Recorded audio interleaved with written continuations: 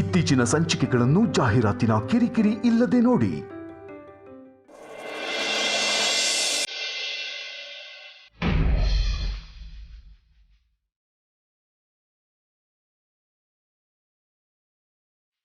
ಅಮ್ಮು,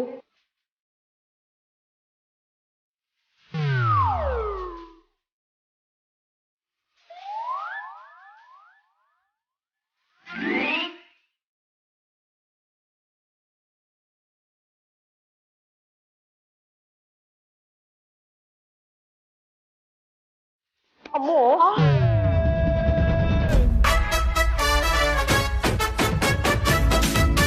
ಏ ಅಮ್ಮು, ಏನಾಯ್ತು?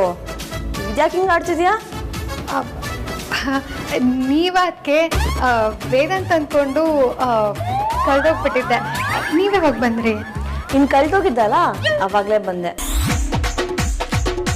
ನಿನ್ನ ನೋಡಿದ್ರೆ ಗೊತ್ತಾಗತ್ತೆ ಊರು ತುಂಬ ಅವನೇ ಕಾಣಿಸ್ತಿದ್ದಾನೆ ಅಂತ. ಅವಾಗಿಲ್ದಿರೋ ನಾಚಿಕೆ ಇವಾಗೆ ಹಾಕೋ. ಹೋಗಿ ಅದಕ್ಕೆ ನಾನು ಹೋಗಿ ನಿಮ್ಮ ಕೈಲೇ ತಗ್ಲಾಕೊಂಡ್ಬಿಟ್ಟಿದ್ದೀನಿ. ಇನ್ನು ನೀವಂತೂ ಹೇಳಿ ಹೇಳಿ ನನ್ನ ಗೋಳೈಕೋತೀರ. ಸಿಕ್ಕಿರೋ ಚಾನ್ಸ್ನ ಮಿಸ್ ಮಾಡ್ಕೊಳ್ಳೋ ಮಗಳೇ ಅಲ್ಲ ನಾನು. ನಿನ್ನ ಡೈಲಾಗ್ ನನ್ನ ಬಾಯಲ್ಲಿ ಹೇಗೆ ಅಂತನಾ? ಸಹವಾಸ ದೋಷನಮ್ಮ. ಅದೆಲ್ಲ ಇರಲಿ, ಈ ಖುಷಿಗೆ ಕಾರಣ ಏನು? ನಮ್ಮ ಸೈಟಿಂಗ್ ಪ್ರೊಸೆಸ್ ಎಲ್ಲ ಮುಗ್ದಿದೆ. ಅದಕ್ಕೆ ಅಪ್ಪ ಅಮ್ಮಂಗೆ ತೋರಿಸಿದ್ಮೇಲೆ ಸೀದಾ ರಿಜಿಸ್ಟ್ರೇಷನ್. ಏನ್ ಮಂಜಣ್ಣ, ಏನ್ ಈ ಕಡೆ ಬಂದಿದ್ದೀರಲ್ಲ? ಅಲ್ಲ, ಏನ್ ಸಮಾಚಾರ?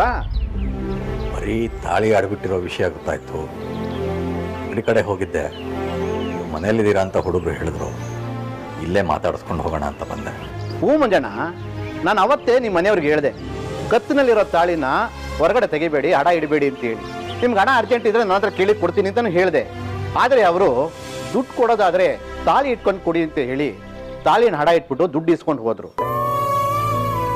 ಅಂದಾಗೆ ಅವ್ರು ಹೋಗ್ಬೇಕಾದ್ರೆ ಅವ್ರ ಮುಖದಲ್ಲಿ ಗಾಬರಿ ಎತ್ಕಾಣ್ತಾ ಇತ್ತು ಮಂಜಣ್ಣ. ಅವತ್ತು ನಾನೊಂದು ಸಮಸ್ಯೆಯಲ್ಲಿ ಸಿಗಾಕೊಂಡಿದ್ದೆ ಸೇಟು. ಅದಕ್ಕೆ ತಾಳಿ ಹಡ ಇಡಬೇಕಾದಂಥ ಪರಿಸ್ಥಿತಿ ಬಂತು. ನಿಂದ ಏನಾದರೂ ತೊಂದರೆ ಆಗಿದ್ರೆ ದಯವಿಟ್ಟು ಕ್ಷಮಿಸ್ಬಿಡಿ. ಅಂದಾಗೆ ನೀವು ತಾಳಿ ಬಿಡಿಸ್ಕೊಂಡು ಹೋಗ್ತೀರಾ ಹೇಗೆ? ಹೌದು ಸೇಟು, ಅದಕ್ಕೆ ಬಂದಿದ್ದೀನಿ. ಎಷ್ಟಾಗಿದೆ ಅಂತ ಹೇಳಿದ್ರೆ ಅಷ್ಟು ದುಡ್ಡು ಕೊಟ್ಬಿಡ್ತೀನಿ. ನಾನೆಲ್ಲ ಲೆಕ್ಕಾಚಾರ ಹಾಕಿದ್ದೀನಿ. ಬಡ್ಡಿ ಎಲ್ಲ ಸೇರಿ 33,000 ಆಗಿದೆ ಮಂಜಣ್ಣ. 33? ಒಂದು ನಿಮಿಷ ಬಂದೆ.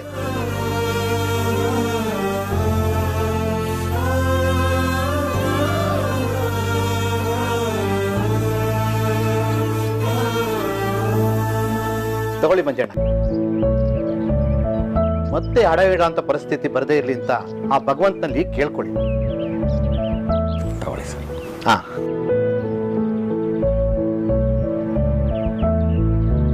ಕರೆಕ್ಟ್ ಆಗಿದೆ ಮಂಜಣ್ಣ.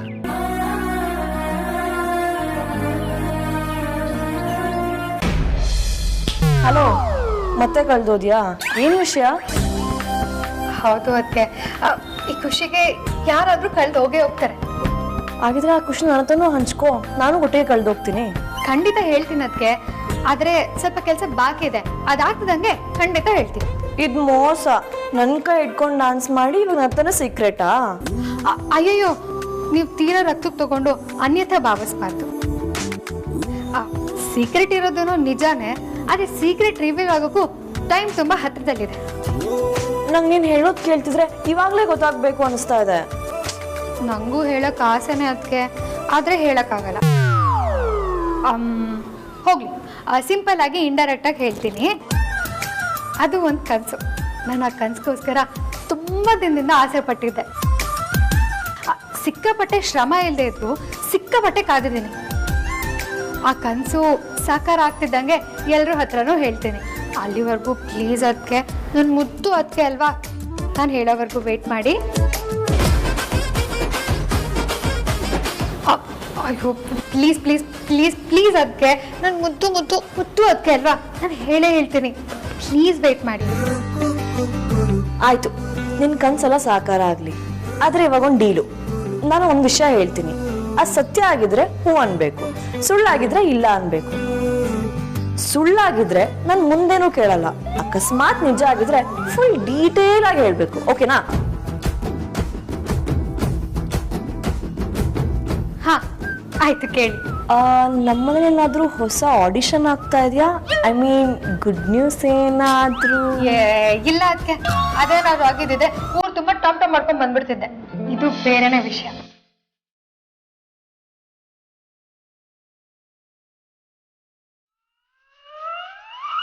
ಅರ್ಥನೇ ಆಗಿಲ್ಲ.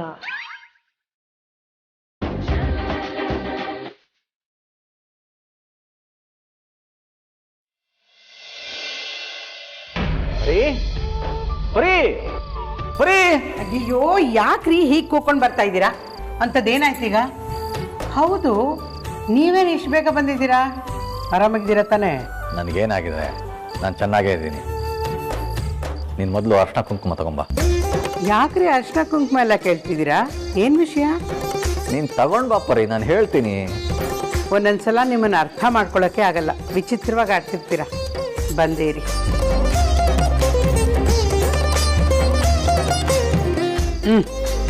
ತಂದೆ.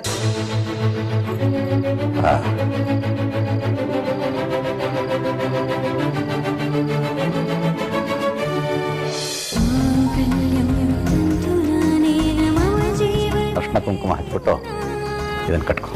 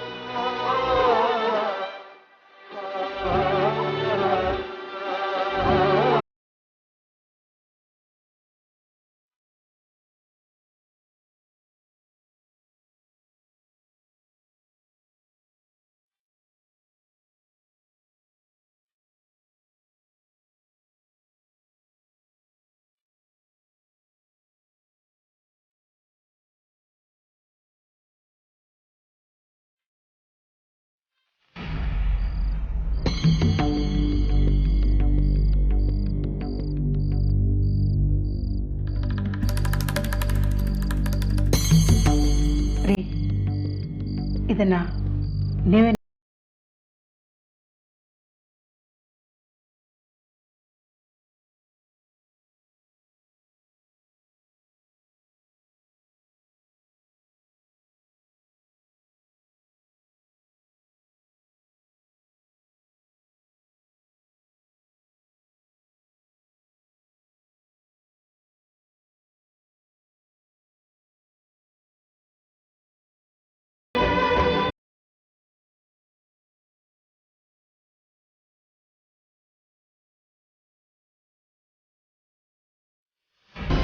ವೈಜಯಂತಿ, ವೈಜಯಂತಿ ಮಾ ಕೂತ್ಕೊಳ್ಳಿ. ಹುಷಾರ್. ವೈಜಯಂತಿ, ಏನಾಯ್ತಮ್ಮ ನಿನಗೆ? ಅಮ್ಮ, ನೀವ್ಯಾಕೆ ಬರಕ್ ಹೋದ್ರಿ? ಹೇಳಿ ಕಳ್ಸಿದ್ರೆ ನಾನೇ ಬರ್ತಿದ್ದೆ ಅಲ್ವಾ? ಅಲ್ಲಮ್ಮ, ನಿನಗೆ ಹುಷಾರಿಲ್ವಂತಲ್ಲ, ಏನಾಯ್ತಮ್ಮ? ಏನೋ ತೊಂದರೆ ಇಲ್ಲ ತಾನೇ ಈಗ? ಪರವಾಗಿಲ್ಲಮ್ಮ, ಔಷಧಿ ತಗೊಂಡಿದ್ದೀನಲ್ವಾ, ಜ್ವರ ಕಡಿಮೆ ಆಗಿದೆ.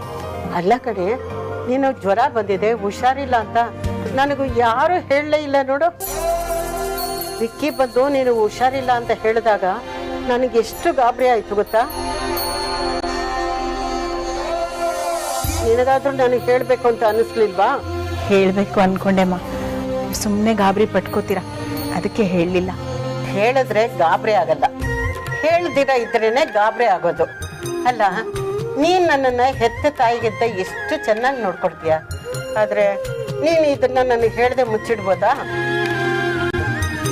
ತಗೋ, ನಿನಗೆ ಅಂತ ಕಷಾಯ ಮಾಡ್ಕೊಂಡು ಬಂದಿದ್ದೀನಿ, ಕುಡಿ. ಅಮ್ಮ, ನೀವು ಕಷಾಯ ಮಾಡ್ಕೊಂಡು ಬಂದ್ರಾ?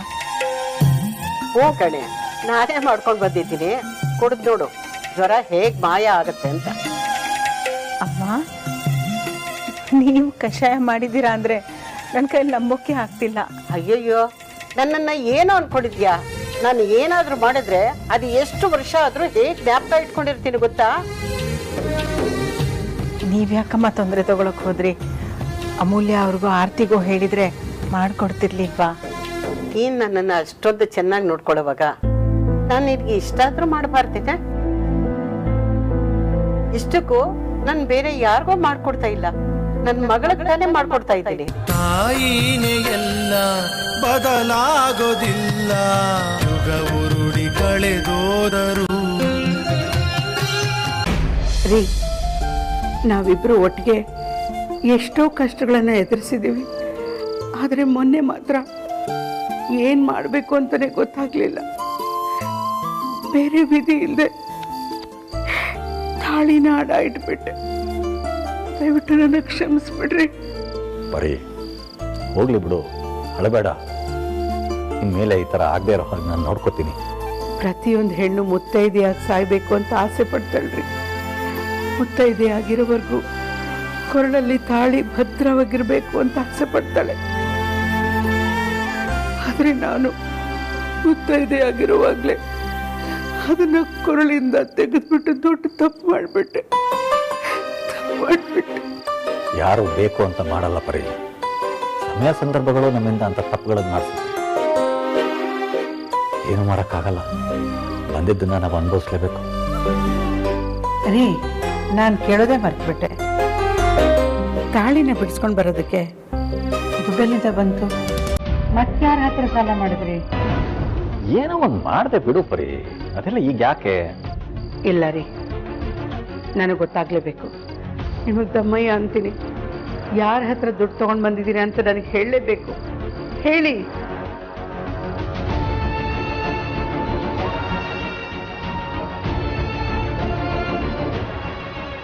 ರೀ,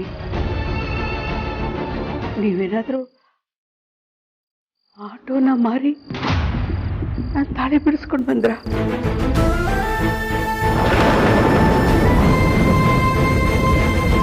ಯಾಕ್ರಿ ಇಂಥ ಕೆಲಸ ಮಾಡಕ್ ಹೋದ್ರಿ? ನಾನು ತಾಳಿ ಬೇಕೇ ಬೇಕು ಅಂತ ಏನಾದರೂ ಹಠ ಮಾಡಿದ್ನ? ನಿಧಾನವಾಗಿ ಯಾವತ್ತಾದ್ರೂ ಬಿಡಿಸ್ಕೊಂಡಿದ್ರೆ ಆಗ್ತಿತ್ತಲ್ವಾ? ಕೈಯಲ್ಲಿರೋ ಆಟೋ ಮಾರಿ ನಮ್ಮ ಅನ್ನಕ್ಕೆ ನಾವೇ ಕಲ್ಲು ಹಾಕೊಂಡಾಗ ಆಗೋಯ್ತಲ್ರಿ. ಆಟೋನೇ ನಂಬ್ಕೊಂಡು ಜೀವನ ಮಾಡ್ತಿದ್ದವ್ರು ನಾವು. ಈಗ ಅದೇ ಇಲ್ಲ ಅಂದ್ರೆ ಜೀವನಕ್ಕೆ ಏನ್ರಿ ಮಾಡೋದು? ನಿನ್ನ ಕೊರಳಲ್ಲಿ ಅರ್ಶನದ ದಾರನ ನೋಡೋದಕ್ಕಾಗಲಿಲ್ಲ ಪರಿ. ಅದಕ್ಕೆ ಆಟೋ ಮಾರಿ ತಾಳಿ ಸರ ಬಿಡಿಸ್ಕೊಂಬಂದೆ. ರೀ, ಬುದ್ಧಿ ಇಲ್ದಿರೋ ಥರ ಮಾತಾಡ್ಬೇಡಿ ನೀವು. ಆಟೋ ಇಲ್ದಿದ್ರೆ ಬದುಕೋಕ್ಕಾಗತ್ತಾ?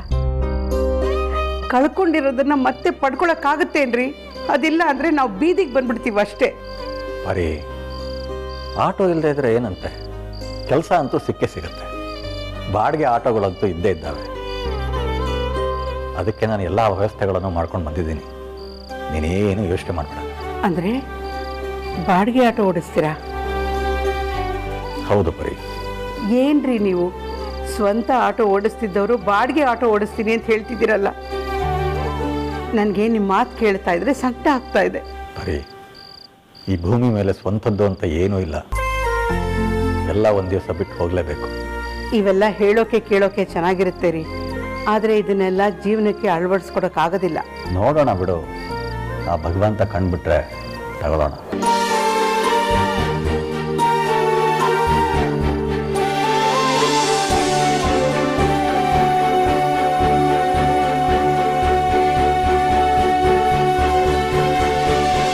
ನೀನ್ ಚೆನ್ನಾಗಿದ್ರೆ ನಾನು ಚೆನ್ನಾಗಿದ್ದಾಗೆ. ಇನ್ನೊಂದು ವಿಷಯ ನೀನು ಗೊತ್ತಾ? ನಮ್ಮ ಮನೇಲಿ ಕಷಾಯ ಮಾಡೋದ್ರಲ್ಲಿ ನಾನು ಎತ್ತಿದ ಕೈ. ಯಾರಿಗೆ ಹುಷಾರಿಲ್ಲ ಅಂದ್ರೂ ನಾನೇ ಕಷಾಯ ಮಾಡ್ಕೊಡ್ತಿದ್ದೆ, ಗೊತ್ತಾ?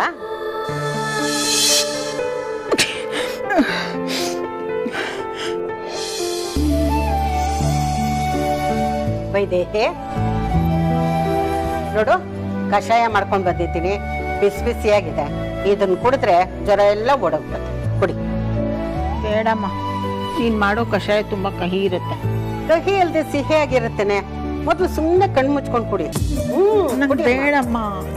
ನಿಂಗ್ ಜ್ವರ ಹೋಗ್ಬೇಕೋ ಬೇಡ್ವಾ? ವೈದೇಹಿ, ನೋಡಮ್ಮ, ಜ್ವರ ಹೋಗ್ಬೇಕು ಅಂದ್ರೆ ನೀನು ಕಷಾಯ ಕುಡಿಲೇಬೇಕು. ಕುಡಿತೀಯಾ ಇಲ್ವಾ? ಜಾಣೆ ಅಮ್ಮ, ಪುಟ್ಟ ಅಲ್ವಾ? ಬಂಗಾರ ವೈದೇಹಿ, ಕುಡಿಯಮ್ಮ. ಕುಡಿ ಕುಡಿ ಕುಡಿ. ಮೆಲ್ಲಗೆ ಮೆಲ್ಲಗೆ ಮೆಲ್ಲಗೆ. ಬೇಡ, ಇನ್ನೊಂದ್ ಸ್ವಲ್ಪ ಕೊಡ್ಬಿಡು. ಇನ್ನೊಂದ್ ಸ್ವಲ್ಪ, ಇಷ್ಟು ಕೊಡ್ಬಿಡು. ಹಾ, ಹಾಗೆ ಹಾಗೆ ಹಾಗೆ ಸಾಕು. ವೈದೇಹಿ, ನೀನ್ ಜಾಣೆ ಅಲ್ವಾ? ಕುಡಿಯಮ್ಮ, ಕುಡಿ ಪುಟ್ಟ, ಕುಡಿಯಮ್ಮ.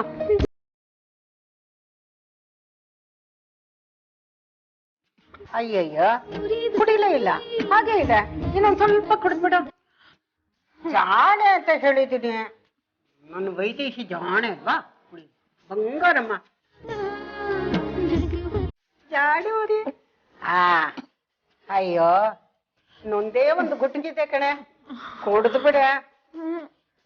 ನೋಡು, ನೀನ್ ಕುಡಿಯಲ್ಲ ಅಂದ್ರೆ ಹೇಗೆ? ನಿನಗೆ ಒಳ್ಳೆ ರಾಜ್ಕುಮಾರ ಬರ್ಬೇಕಲ್ಲ ಮದ್ವೆ ಆಗೋದಕ್ಕೆ. ಅವ್ನ್ ಬಂದಾಗ ಹೆಣ್ಣು ನೋಡೋದಕ್ ಬಂದಾಗ ನೀನು ಲವಲವಿಕೆಯಿಂದ ಓಡಾಡ್ತಾ ಇರ್ಬೇಕು. ಈಗ ಜ್ವರ ಅಂತ ಕೂತಿದ್ರೆ ಯಾರೇ ಬರ್ತಾರೆ? ನನ್ ಚಿನ್ನ ಅಲ್ವಾ, ನನ್ ಬಂಗಾರ ಅಲ್ವಾ? ಕುಡಿಯಮ್ಮ, ಕುಡಿ ಪುಟ್ಟ, ಕುಡಿಯಮ್ಮ.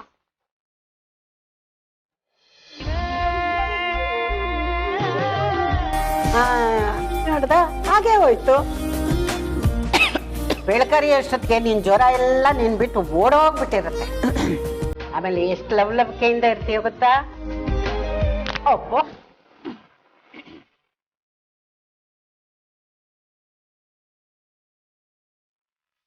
ಬಂಗಾರಮ್ಮ, ಬಂಗಾರ ಜಾಣೆ. ಹಂಗೆ ಕಷಾಯ ಮಾಡ್ಕೊಟ್ಟಾಗ ಕುಡಿದ್ರೆ ಜ್ವರ ಓಡೋಗ್ಬಿಡುತ್ತೆ, ಗೊತ್ತಾಯ್ತಾ?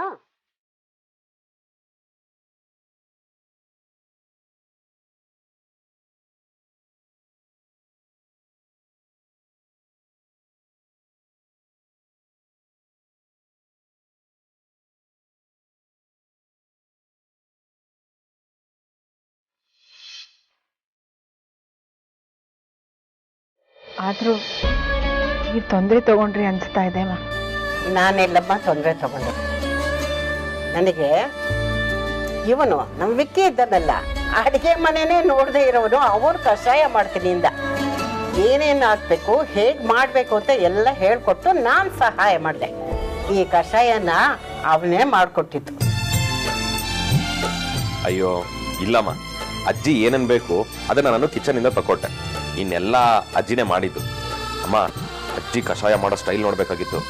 ಎಷ್ಟು ಪರ್ಫೆಕ್ಟ್ ಆಗಿ ಮಾಡಿದ್ರು ಅಂದ್ರೆ, ಎಂತ ಕಣ್ಣಿರೋರು ಅಷ್ಟೊಂದು ಪರ್ಫೆಕ್ಟ್ ಆಗಿ ಮಾಡೋಕ್ಕಾಗಲ್ಲ. ನಾನು ಅಜ್ಜಿ ಕಷಾಯ ಮಾಡೋದು ನೋಡಿ ಅವ್ರೇನೋ ಕಣ್ ಕಾಣಿಸುತ್ತೇನೋ ಅಂತ ಅನ್ಕೊಂಡಿದ್ದೆ. ಅಯ್ಯೋ ಸುಮ್ಮನಿರೋ ವಿಕ್ಕಿ, ನನಗೆ ಕತ್ಲು ಬೆಳಕಿನ ವ್ಯತ್ಯಾಸ ಬಿಟ್ರೆ ಬೇರೆ ಏನೂ ಗೊತ್ತಾಗಲ್ಲಮ್ಮ. ಸರಿ ತಗೊಮ್ಮ, ತಣ್ಣಗಾಗತ್ತೆ, ಕುಡಿ. ಅಲ್ಲಿಗೆ ಬಿಸಿ ಇದೆ.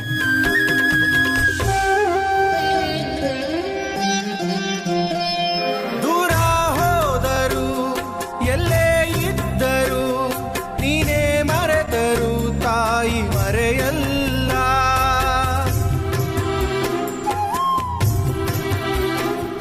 ಸಾವೇ ಬಂದರು ಮಣ್ಣೆ ಆದರು ತಾಯಿ ಪ್ರೀತಿಗೆಂದೆಂದು ಕೊನೆಯಿಲ್ಲ.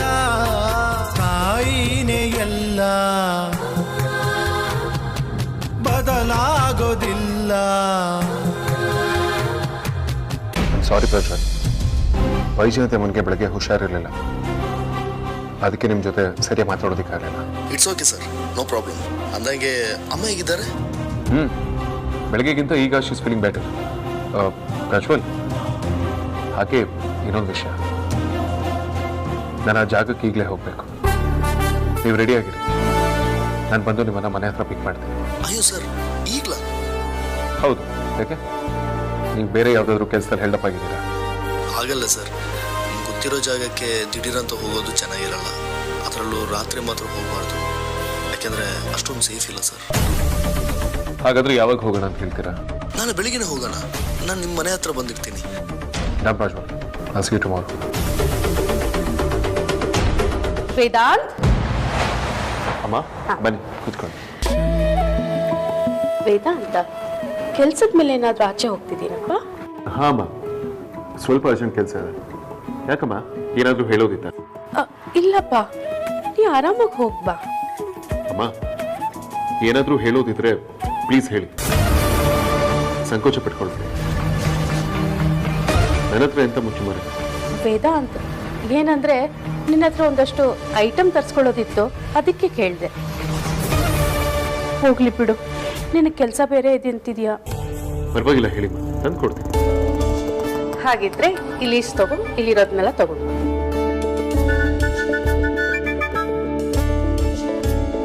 ಏನಮ್ಮ ಇದು ರೇಷ್ಮೆ ಸೀರೆ, ಪಂಚೆ, ಹೂವು, ಹಣ್ಣು, ಡ್ರೈ ಫ್ರೂಟ್ಸ್ ಅಂತೆಲ್ಲ ಇದೆ.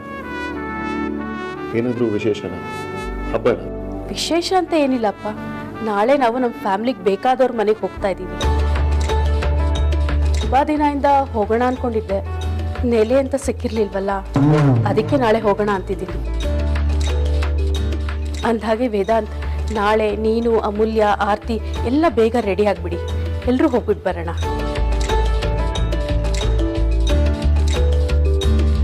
ಅಮ್ಮ, ನಾಳೆ ಬೆಳಗ್ಗೆ ನನಗೊಂದು. ಯಾಕೆ ವೇದಾಂತ್? ಸರಿ, ಹೋಗ್ಬೇಡ. ಎಲ್ಲಿಗೆ ಹೋಗ್ತಿದ್ದೀರಾ ವೇದಾಂತ್? ಮತ್ತೆ ಎಲ್ಲಿಗೆ ಹೋಗ್ಬೇಕು ಅನ್ಕೊಂಡಿದ್ದೀರಾ? ಹೋಗೋ ಮುಂಚೆ ಎಲ್ಲಿಗೆ, ಯಾಕೆ ಅಂತ ಕೇಳಬಾರ್ದು. ಬೆಳಗ್ಗೆ ಬೇಗ ರೆಡಿಯಾಗಿ ಎಲ್ಲರೂ ಒಟ್ಟಿಗೆ ಹೋಗ್ಬಿಟ್ಟು ಬರೋಣ. ಅಷ್ಟೊಂದು ಸೀಕ್ರೆಟಾ? ಪ್ಲೀಸ್ ಅತ್ತೆ, ಈಗಲೇ ಹೇಳಿ. ಬಾಜಾರ್, ಅಮ್ಮನಿಗೆ ಯಾಕೆ ಪದೇ ಪದೇ ಅದೇ ಪ್ರಶ್ನೆ ಕೇಳ್ತಿದ್ಯಾ? ಅಮ್ಮ ಹೇಳ್ತಿದ್ದಾರೆ ತಾನೆ, ಹೋದ್ಮೇಲೆ ನಿಮಗೆ ಗೊತ್ತಾಗುತ್ತೆ ಅಂತ. ಯಾಕೆ ಅಮ್ಮನ ಮೇಲೆ ನಿಮ್ಗೆ ನಂಬಿಕೆ ಅಲ್ವಾ? ನಮ್ಗೆ ಇದೆ ವೇದಾಂತ್. ಸರಿ ಆಯ್ತು ಬಿಡು.